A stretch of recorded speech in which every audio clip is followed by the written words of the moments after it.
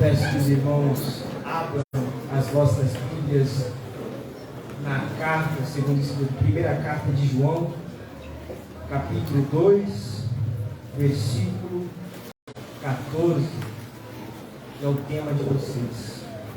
Enquanto os irmãos acham, eu quero fazer os meus agradecimentos por essa oportunidade. Me sinto muito alegre. É um privilégio para mim estar ministrando aquilo que Deus colocou no meu coração. Quero agradecer ao pastor Clóvis por me conceder essa oportunidade. Agradecer ao Luiz por ter me convidado. Você tem coragem. E quero também agradecer a todos que estão me acompanhando. Agradecer a minha namorada, meu amor, a Esther, que está me acompanhando. Agradecer os meus amigos, o Samuel, o Gabriel, o Vitor. Que Deus abençoe a vida de vocês. E muito obrigado por terem vindo. Eu gosto de pregar acompanhado, porque se ninguém dá glória pela mensagem, eles dão glória pela amizade, né? Assim diz a palavra de Deus. Filhinhos, escrevi a vocês porque conhecem o Pai. Pais, escrevi a vocês porque conhecem aquele que existe desde o princípio.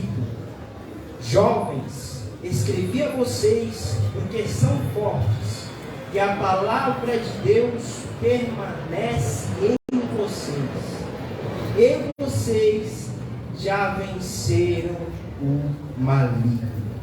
Glória a Deus. Essa carta, ela foi escrita pelo apóstolo João.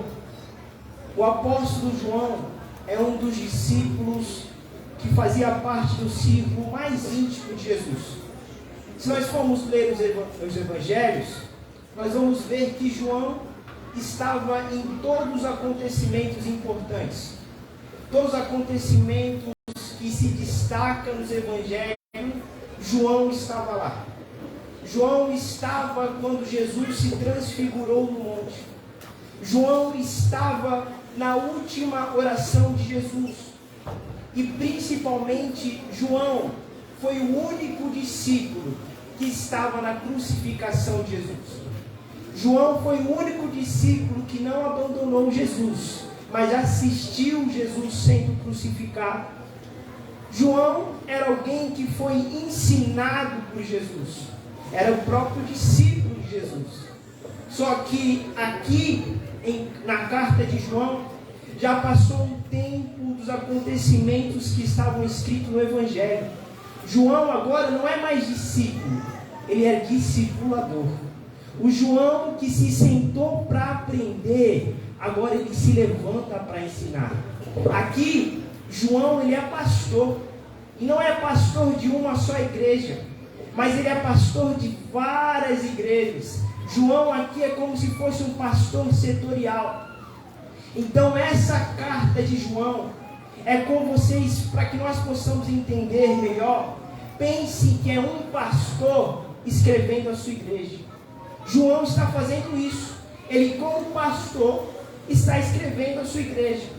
Pense como se fosse o pastor Wellington escrevendo uma carta para as 97 congregações do setor 19.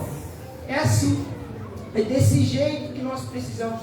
E para que nós possamos entender a carta de uma melhor forma, que nós possamos entender a carta de uma forma mais abrangente, uma forma mais completa, nós precisamos entender um contexto dessa carta. Nós precisamos entender o motivo que fez João escrever. Porque nenhuma carta da Bíblia, tanto do apóstolo Paulo, tanto dos outros escritores, foram escritas à toa. Os escritores não acordam de manhã e decidem, eu vou escrever uma carta hoje. Não. Acontecimentos influenciaram eles a escrever essa carta. E o que estava acontecendo nessa época? Falsos mestres estavam se levantando dentro da igreja. Eles pregavam heresias. Falsos mestres estavam se levantando como lobos dentro e meio às ovelhas, tentando afastá-la da verdade do evangelho. Então João, como pastor, ele não aceita isso. Como pastor, ele defende a suas ovelhas e escreve essa carta. E nós vemos que no primeiro capítulo já fica claro que João está defendendo a sua igreja dos falsos mestres. Esses falsos mestres, eles ensinavam para a igreja que Jesus não era o Messias do Antigo Testamento. Ele ensinava para a igreja que Jesus era apenas um homem comum, era apenas um homem como eu e você. Só que no primeiro versículo, no primeiro capítulo, no versículo 1, João já refuta essa ideia, dizendo o que era desde o princípio. João está falando, Jesus estava no princípio, quando tudo foi criado. Jesus estava em Gênesis 1, quando Deus disse, haja luz. João já está dizendo, vocês dizem que Jesus não é Deus, mas eu digo, ele estava desde o princípio. Outra coisa que esses falsos mestres ensinavam, eles diziam que Jesus não veio em corpo físico, mas veio como se fosse um espírito, como se fosse um corpo apenas espiritual, não um corpo físico.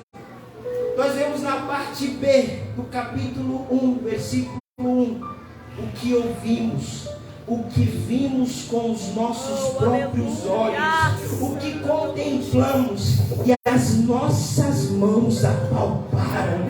Vocês dizem que Jesus não veio em corpo, mas eu apalpei ele com a minha própria mão. Aleluia! E João, ele escreve essa carta defendendo a sua igreja dos falsos mestres, como um pastor zeloso, como um pastor que ama as suas ovelhas.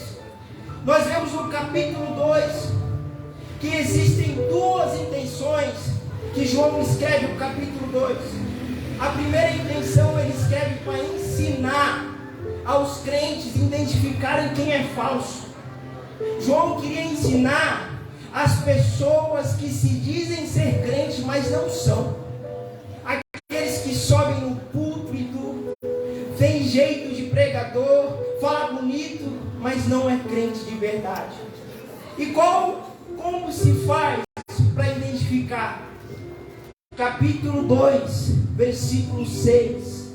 Quem diz que permanece nele, esse deve andar assim como ele andou. Glória a Deus, aleluia, Jesus. João está falando aqui, não adianta falar bonito, não adianta ter uma boa oratória, não adianta ser afinado, se não andar como ele andou é falso. Se não andar como ele andou, desce do culto, volta para sua casa e vai se converter. Aleluia! O evangelho não tem espaço para hipocrisia. Você sobe no púlpito e prega aquilo que você vive. E a segunda coisa, ele ensina a identificar os falsos mestres, mas ele também exorta a igreja a permanecer em Cristo, por conta do que eles estavam passando. Falsos mestres estavam entrando naquela igreja, estavam pregando falsas doutrinas, mas João insiste para que eles permaneçam em Cristo, mesmo que tenha tribulações, mesmo que exista angústias. Nós vemos isso no versículo 28 do capítulo 2. E agora, filhinhos, permaneçam nele, para que quando ele se manifestar, tenhamos confiança que não sejamos envergonhados, tendo de nos afastar dele no dia da sua vinda. No versículo 24 também, permaneça em vocês o que vocês ouviram desde o princípio. Se o que ouviram desde o princípio permanece em vocês, também vocês permanecerão no Filho e no Pai. Só nesses poucos versículos nós vemos que João, ele gosta da palavra permanecer. Se nós formos analisar o capítulo todo, nós vamos ver que João repete essa palavra permanecer por 9 vezes. E por quê? Porque João, ele tem autoridade para falar em permanecer em Cristo. Se nós passarmos para pensar a história de João, ele foi o último discípulo a morrer. Então ele viu todos os seus amigos morrerem. Ele viu Pedro ser assassinado. Ele viu Tiago, que era o seu próprio irmão de sangue, ser assassinado. Ele viu todos os discípulos morrerem por causa do Evangelho. Mas mesmo assim, ele permaneceu em Cristo. Não foi só isso. João, além de ver os seus discípulos, a história diz que ele também foi jogado dentro de um caldeirão de óleo ardente, mas não morreu. Então, porque ele não morreu, ele foi isolado na ilha de Patmos. Ficou lá sozinho, solitário, sem ninguém para se consolar a não ser Cristo. Mas mesmo assim, ele não desistiu. Mas mesmo assim, ele permaneceu. Eu não sei se você já entendeu o tema da mensagem, mas Deus me trouxe aqui para falar para aqueles que estão querendo desistir. Deus me trouxe aqui para falar para aqueles que passaram 2022 e disseram: não sei se eu consigo, não sei se eu vou continuar. Mas Deus está mandando: permaneça nele, continue nele, persevere nele, porque ele é fiel e justo para nos recompensar. Independente da situação que você esteja. Mas está doendo, permaneça. Mas estão me criticando, permaneça. Mas eu estou sofrendo. Não para, permaneça em Cristo. Quem permanece é quem vence. O próprio Cristo diz que se vocês perseverarem até o final, receberão a coroa da vida. Aleluia. No capítulo 2, se nós formos ter cuidado, nós vamos ver que não é uma mensagem leve. Não é uma mensagem que a igreja estaria levantando a mão e dando glória a Deus. Mas é aquela mensagem que você apanha e fica quietinho, dizendo: eu recebo. Olha o que ele diz no versículo 11: mas quem odeia o seu irmão está nas trevas, anda nas trevas, e não sabe para onde vai, porque as trevas lhe cegaram os olhos. João não está pregando de uma forma leve, de uma forma tranquila. Ele está exortando a igreja. Mas como eu disse no começo, ele é um pastor amoroso. Ele é um pastor que zela pelas suas ovelhas. Ele não quer só bater nas ovelhas. Então, a partir do versículo 12, ele começa a fazer elogios para a igreja. A partir do versículo 12, ele começa a elogiar alguns tipos de categorias. Vamos começar pelo versículo 14. Filhinhos, escrevi a vocês, pais, escrevi a vocês porque conhece aquele que existe desde o princípio. E aqui eles começam os elogios aos jovens. Jovens, escrevi a vocês porque são fortes. O primeiro elogio de João: jovens, vocês são fortes.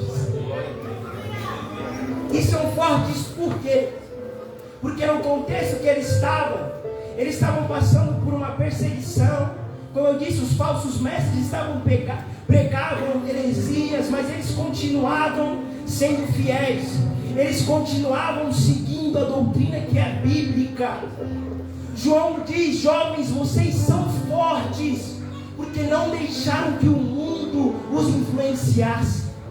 Jovens, vocês são fortes, porque apesar de tudo cooperar para que vocês se desviassem, vocês continuaram. Isso é para todo cristão, porque para ser cristão é preciso ser forte. Ser cristão é preciso ser forte. Por quê? Porque os nossos princípios não são negociáveis. O princípio negociado. E princípio que não é negociado gera confusão, gera combate. Imagine alguém que não tem um princípio. Ele começa no emprego e o chefe fala: ó, para você ficar aqui é o seguinte, você vai ter que mentir sobre isso, você vai ter que mentir sobre aquilo. Quem não tem princípio fala: tá bom. Mas o jovem cristão que tem princípio fala: não, eu não. É por isso que João fala: jovens, vocês são fortes, porque tem que ter muito peito, tem que ter muita coragem para ser cristão no mundo de hoje. Tem que ter muita coragem para chegar lá na sua faculdade, lá na sua escola, lá no seu trabalho e dizer: vocês bebem, vocês fumam, vocês têm relações sexuais dentro do casamento, mas eu não. Eu sou separado de Cristo. Eu aceito o sangue de Jesus que desceu sobre a minha cabeça. Glória a Deus, aleluia. Quem diz que ser crente é fácil é porque não está vivendo o evangelho de verdade. O próprio Cristo diz: o mundo vos odeia porque ele não me conhece. Ser cristão é preciso tomar uma decisão: ou você agrada os homens ou você agrada a Deus. As duas coisas não dá.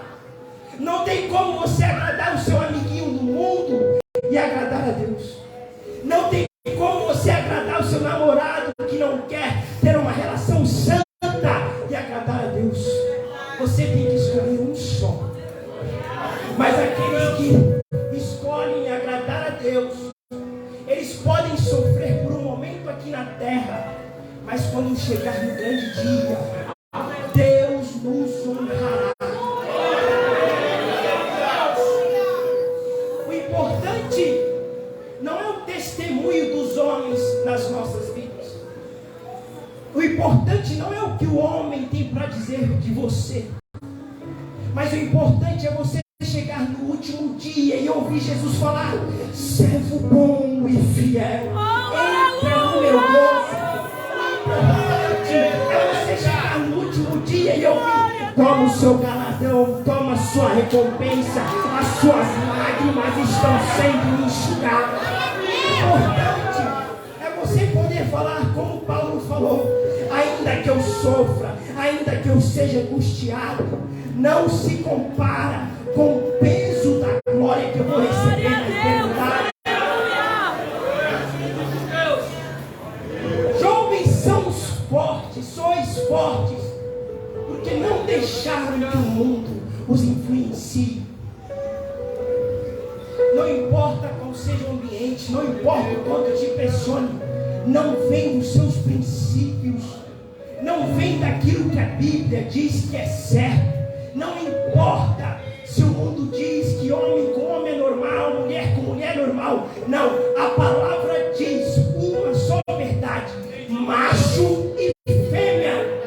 Ainda que o mundo queira acabar com nossos princípios, nós devemos nos segurar na palavra.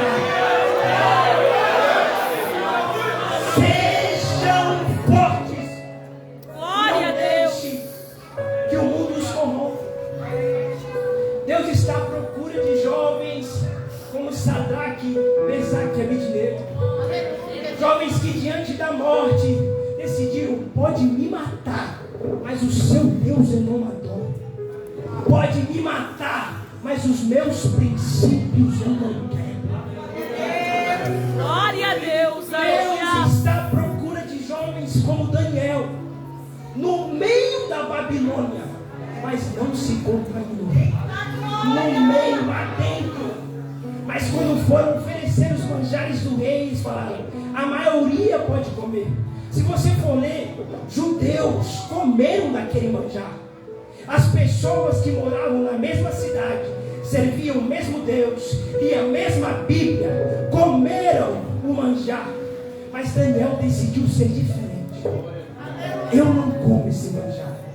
Decida ser diferente. Diga: eu não me contamino com o mundo.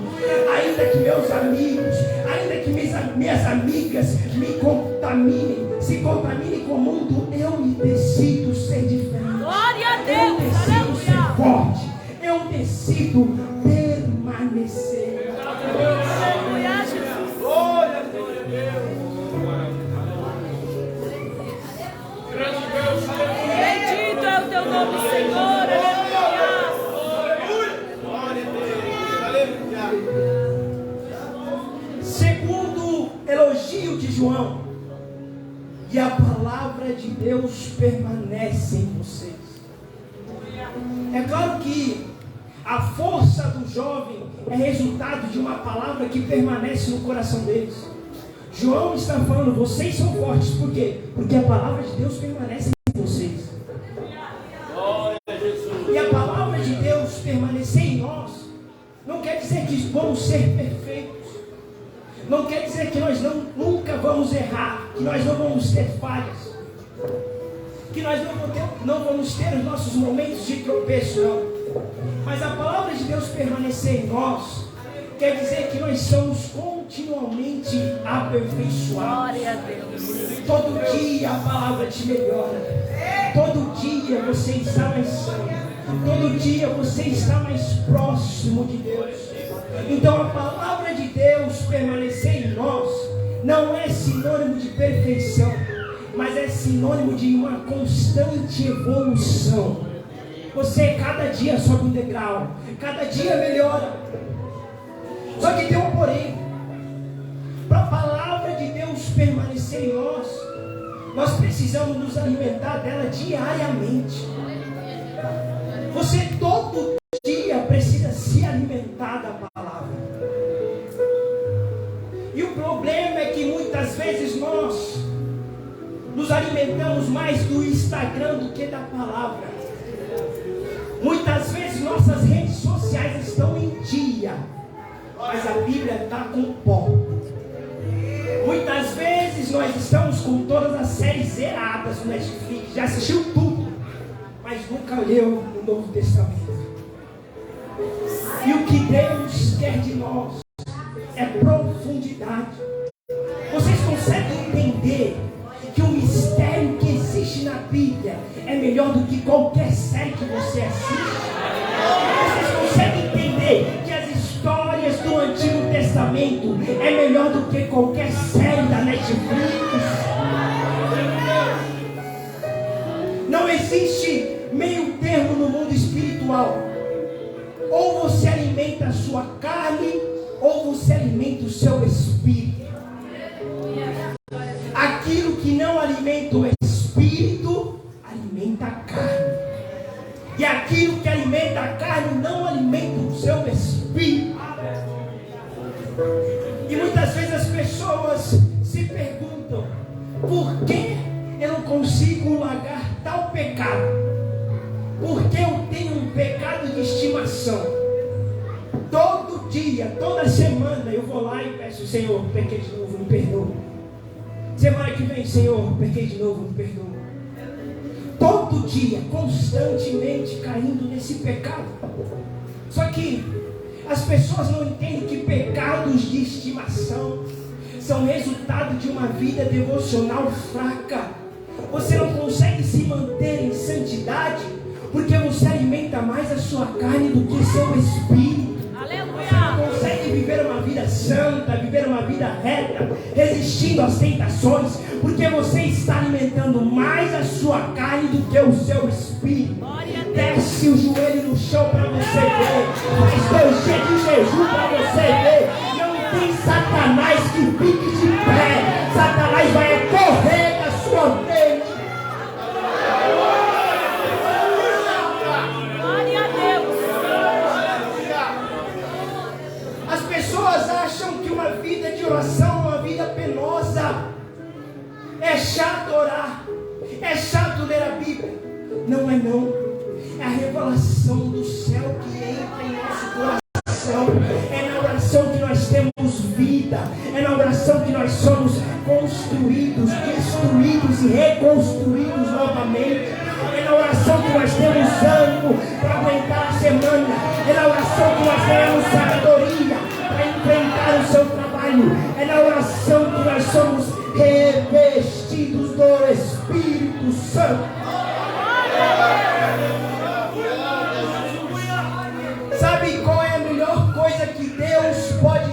você.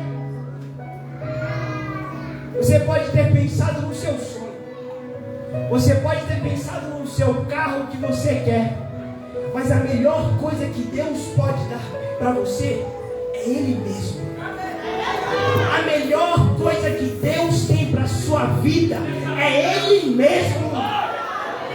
Você percebe o quanto isso é forte? O quanto Deus que nós servimos é tremendo? O quanto Deus que nós servimos é poderoso? Não tem nada nessa terra que seja melhor que o nosso Deus.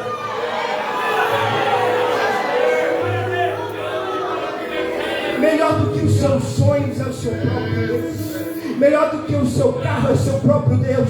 Melhor do que a sua vida é o seu próprio Deus.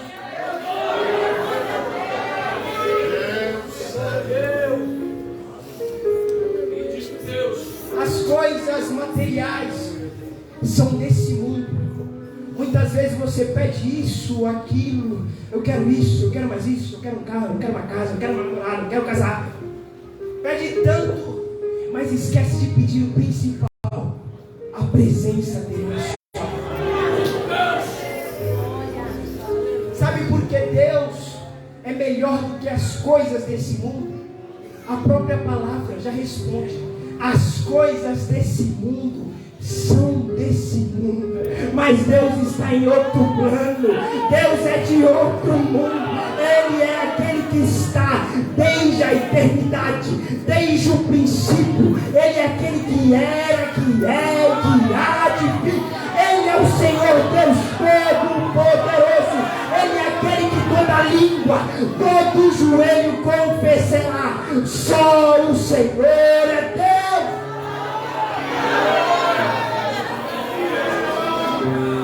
Porque Deus é melhor do que as coisas materiais simples? Porque Ele é Deus.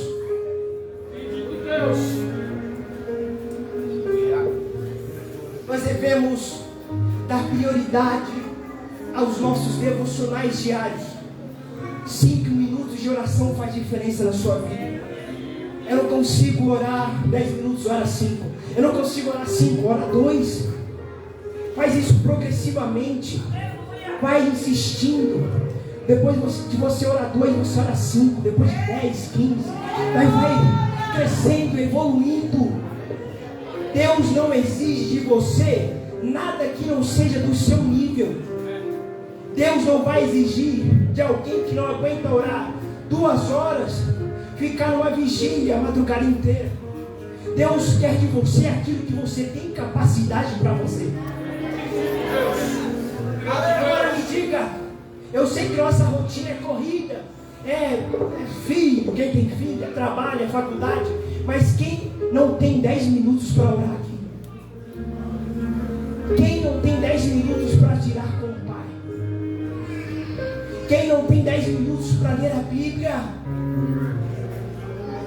Nós somos cristãos, nós entendemos quem é Deus, nós entendemos quem Ele é, nós queremos passar a eternidade toda com Ele, mas muitas vezes não aguentamos ficar 5 minutos aqui na terra orando.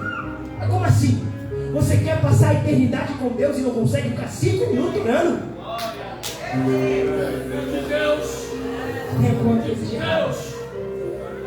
Deus, Ele não fala isso para nos machucar, para nos humilhar, mas é porque Ele tem mais para apresentar para você. É porque Ele quer te entregar mais dele. Ele quer derramar mais da presença dele na sua vida. Ele quer te dar satisfação.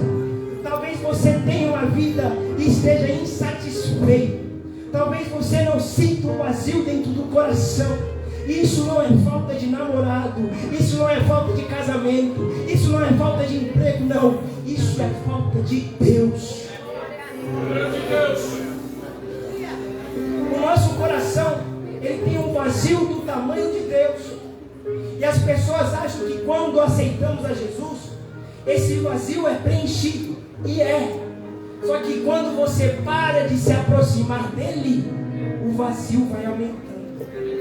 Então, para nós termos o nosso vazio preenchido por completo, nós temos que estar em relacionamento continuamente com Ele. Continuamente com Ele. Antes de Jesus querer que você seja usado na obra, antes de Jesus querer as suas mãos, antes de Jesus querer o seu serviço, Ele quer você. Ele quer ter um relacionamento profundo com você. Se nós entendêssemos o quanto o Espírito Santo se alegra quando você dobra o joelho no chão e fala com Ele, nós oraríamos muito mais, nós nos aproximamos de Jesus muito mais. Jesus quer sarar suas feridas, Jesus quer sarar seus traumas, Jesus quer te libertar do pecado que te prende. Mas para isso você tem que se aproximar dele. Para isso você tem que chegar mais perto. Aleluia. Eu sinto o Espírito Santo chamando os jovens para chegar mais perto. Deus quer te apresentar coisas que você nunca viveu. Deus sabe exatamente aquilo que te alegra. Ele te conhece melhor do que você. Não existe ninguém nesse mundo, nem seu pai, nem sua mãe, nem seu irmão, que queira mais a sua felicidade do que o próprio Deus. Somente Ele realmente se importa com você. Ele entregou sua vida. Aleluia. Ele sofreu por você. As coroas de espinhos, a chicotada nas costas que rasgavam as costas deles, os pregos em suas mãos, foi por você. E não foi em atacado. Nós precisamos entender que só se estivesse só você no mundo e ninguém mais, da mesma forma Jesus desceria para te salvar. Jesus morreu por cada um de nós. E Ele deseja ter mais intimidade com você. Ele deseja estar mais próximo, mais perto. Ele deseja falar coisas que você nunca imaginou que poderia.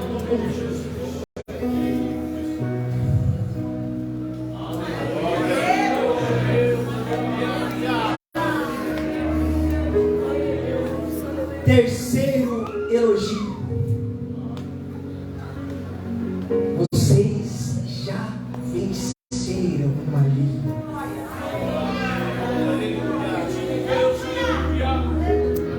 Repare que João está falando de um futuro. Vocês vão vencer. João está falando, vocês já venceram uma linha. Glória a Deus. Aleluia. E tem gente que é cristão, que serve a Deus, mas parece que anda como se fosse um derrotado, ou anda como se fosse alguém que perdeu na vida. Não, a Bíblia declara, isso aqui não é pregação coach, isso aqui é o que a Bíblia fala. A Bíblia fala, em Cristo nós somos mais que vencedores.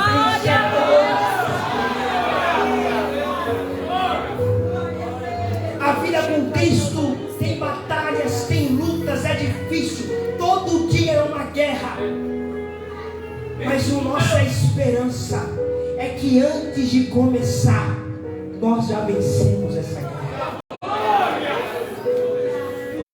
O diabo, ele já entrou nessa batalha derrotado. O diabo, ele já entrou nessa batalha com ela perdida. Porque a própria Bíblia diz que desde antes do princípio, antes de o mundo ser criado, antes de você existir, antes do seu pai existir, antes da sua avó existir, a Bíblia diz que o cordeiro já estava morto. O diabo do jardim do Éden talvez possa ter achado que venceu. Adão comeu do fruto e o diabo falou, agora acabou. Mas enquanto Satanás estava indo, Deus já estava voltando. Enquanto Satanás estava indo com a condenação, Deus já estava voltando com o perdão. Enquanto Satanás estava indo com acusações, Deus já estava dizendo, onde superabundou, onde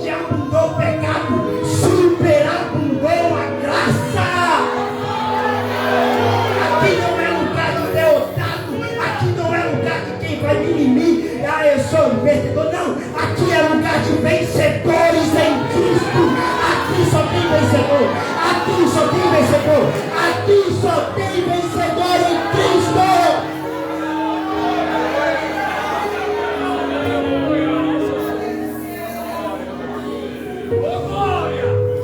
Antes mesmo da falha do homem, já tinha a providência de Deus.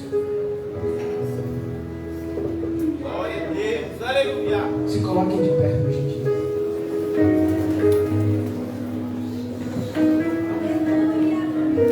Deus, Ele não apoia o pecado. Deus, Ele não apoia o erro. Mas antes mesmo de você errar, Ele já tinha preparado o perdão. Talvez possa ter pessoas aqui que se sentem indigno, que se sente sujo, porque pecou. Mas eu tenho uma coisa para te dizer, é só você clamar, que Deus está de braços abertos para te receber. Essa palavra Deus tocou no meu coração fortemente para falar com aqueles que estavam cansados, para falar com aqueles que estavam quase desistindo, quase parando. Deus, Ele tocou no meu coração para falar que permaneçam em Cristo.